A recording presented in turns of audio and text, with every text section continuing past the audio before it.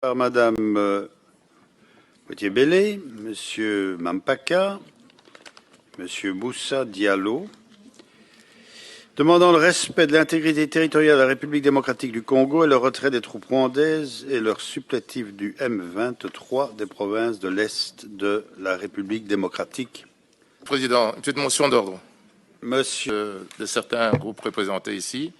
Il y a 2-3 petits amendements qui, certains demandent une petite suspension de séance afin qu'il y ait un vote à l'unanimité. Je ne sais pas ce qu'il a été convenu avant, mais sinon, moi, ça ne me dérange pas. Cette motion a été votée dans toutes les assemblées à l'unanimité. C'est important qu'on sorte d'ici avec un vote à l'unanimité. Donc voilà. Ouais.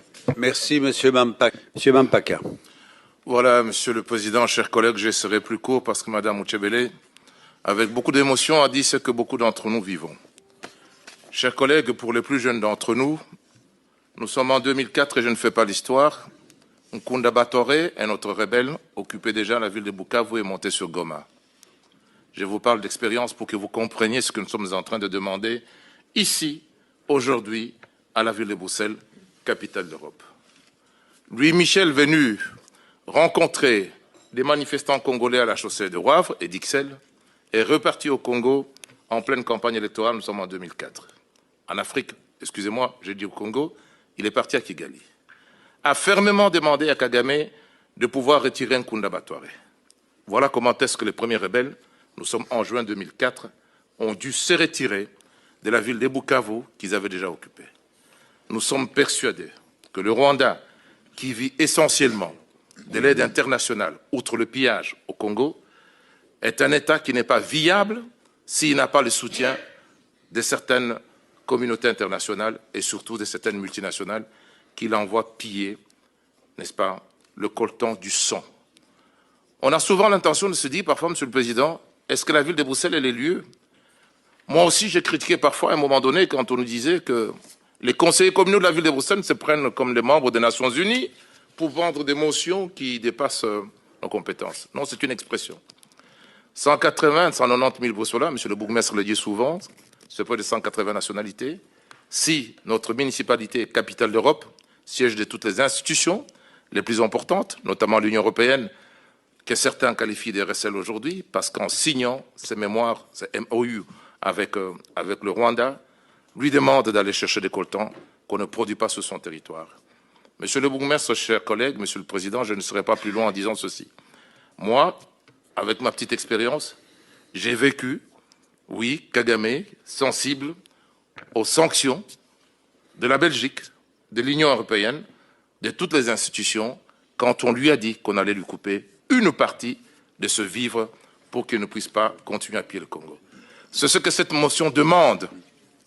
C'est ce que cette motion demande. Et pour terminer, Monsieur le Président, nous avons beaucoup d'outils. Si la région, le fédéral, et le fédéral à travers l'Union européenne, n'est-ce pas? Et surtout pour faire réfléchir le gouvernement français, qui d'après les informations qui nous sont données, est le seul au niveau européen qui tient encore avec Kagame, nous pouvons faire cesser ce massacre. Le coltan du Congo peut continuer à être vendu et peut-être, comment dirais-je, renforcer la lutte, la transition énergétique, mais les Congolais ont le droit de les vendre au plus offrant. Nous n'avons pas besoin de mandater un gouvernement voisin pour aller chercher gratuitement. Il y a moyen de faire du business sans que coule le sang. Je voudrais terminer vraiment en disant, Monsieur le Président, que nous devons utiliser tous les moyens à notre disposition. Les criminels rwandais et même certains rebelles circulent dans nos rues. Ils habitent ici. Ils ont des comptes, n'est-ce pas? Ils ont des comptes. Ils ont des visas. Ils cachent leur butin dans nos banques ici. Nous l'avons fait pour la Russie. Nous avons bloqué l'argent de Poutine. Nous avons demain un jour bloqué celui de Kadhafi. Nous pouvons bloquer l'argent du coltan qui passe en Europe. C'est de ça qu'on demande, n'est-ce pas? Donc voilà, je suis content et je remercie tous les collègues, tous partis confondus, et vous, Monsieur le Président, ainsi que Monsieur le bourgmestre, le collège, d'avoir accordé cette petite suspension pour que l'ensemble de tous les conseillers communaux puissent signer cette motion, qu'elle soit faite à l'unanimité. J'ai présidé au Parlement bruxellois, encore vendredi passé, une motion du même genre qui a obtenu l'unanimité.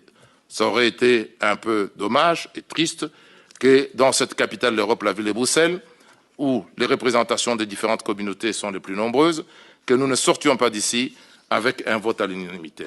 Je voudrais vous remercier tous pour votre sensibilité. Je sais que certains pensent que c'est une goutte d'eau dans l'océan, mais là où ils sont, M. Kagame et ses amis ne seront pas indifférents de savoir que le petit conseil communal de la ville de Bruxelles a pris des mesures sensibles, surtout quand on fait de la diplomatie internationale son arme de guerre, comme Kagame le dit. Monsieur le Président, merci pour votre attention et félicitations à tous ceux qui ont signé cette motion.